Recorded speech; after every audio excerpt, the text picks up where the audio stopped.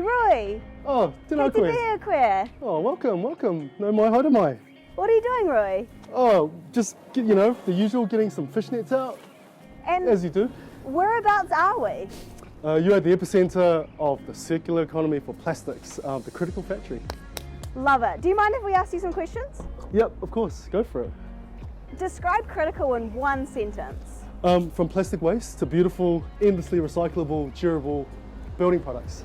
Love it. And what inspired you to start Critical? To manaki the whenua and to manaki people living on the margins. Care for people, care for land. Mind if we come inside? Of course, come on in. What's the best thing that's happened to you this month? Oh, the best thing, I think a couple of things, projects are happening, sales are going really nicely, and we're seeing a real shift towards businesses wanting to do the right thing and using our products to create beautiful spaces and products. It's been really cool, really encouraging. Love it. And what exactly are you doing with this fishnet? Well, this is actually what the fishnets gets turned into. We call this our Critical Pounamu panel or mix. It's probably one of our most exciting mixes, eh? Rui, describe the circular economy in 3 words. It's about time. Love it. What's your ideal day at work? Ooh, all the R&D and production goes absolutely smooth with no hiccups, and we can produce products fast enough. Beautiful. Favorite book this year? The Hard Thing About Hard Things by Ben Horowitz. I'll have to read it. And what's with all these bottles? What happens with them? Well, the bottles, all the materials like the bottles and stuff come to us dirty and mixed and can be contaminated. We then shred them and process them and turn them into our beautiful Cleanstone products, the panels. Let's go a little bit deep for a second. What's one thing that's moved you recently? I must say there's a few things that moved me, but probably my kids. And my kids are sort of, been a lot of late hours and long days recently. So my kids always move me when I see them. That's awesome. Rui, what's that? Oh, this is our Critical Cleanstone panels. This is actually going out to a customer, a set of 30. So Critical Cleanstone is the panels the products we made out of recycled plastics, and each different mix have a different name to it. This is called the Cleanstone Marble Mix. So I just need to make sure that the trims, and it's really strong enough really, but... Whoa. Pretty Good to strong. go. Yeah. If you could teach one subject at school, what would it be? Definitely fine art. I had this great, amazing fine art teacher called Mr. Woodward, and the life lesson he sort of taught me was, Rory, you got to live dangerously in your art, and I think it's so applicable broadly. Is that when you're trying to do something new and trying to take, you got to take risks, and you got to be open to failure. And art there's no better place than that. What's the biggest challenge you've had at Critical? Ooh, the biggest challenge at the moment for us is the ability to scale fast enough. So be able to close our investment round fairly quickly and be able to keep up with the demand. It's a lot of plastics. Aotearoa, we throw away 330,000 tonnes every single year, and that's a lot of plastics we've got to get on with. Yeah. Mind blowing. What's your biggest pet peeve? People leaving their shit in the factory and not picking them up, eh? Man. What's the one word you live by? What's the one word you live by? Ooh. Grits. What advice would you give to someone wanting to be a change maker? I guess it's about being clear about your values and take risks and it just sounds so cheesy, but it's so true. It's cliche, but it's true. But it's you're gonna get hit in the face lots in your journey to try and do something different, and just get back up. On the subject of advice, what's the best piece of advice you've ever received? Being very, very clear and specific about the change and the product and the value that you're trying to bring to the world. You can't do everything at once. You have to do one or a few things really well. And that lesson was painful. It took me bloody 10 years to learn.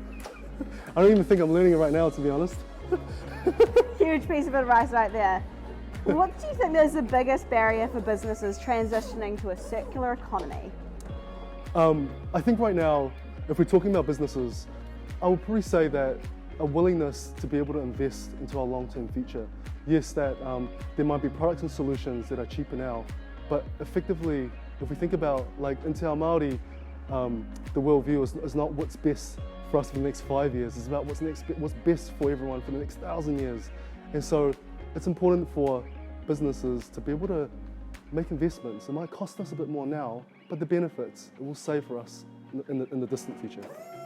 Superpower, what would it be? I can make 24 hours in a day stretch out to 72. And my wife and my kids are unaffected and they love me for it, regardless.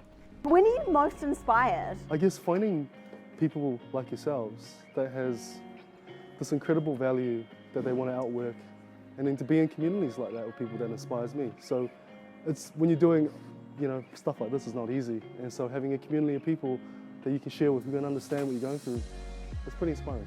What's your best habit? Best or worst, working my ass off. What's the one thing that would surprise people about Critical? Ooh, the ability to take just all the plastics that can't be recycled and turn into some really beautiful products. What's one thing that you learned from your childhood that influences your work now?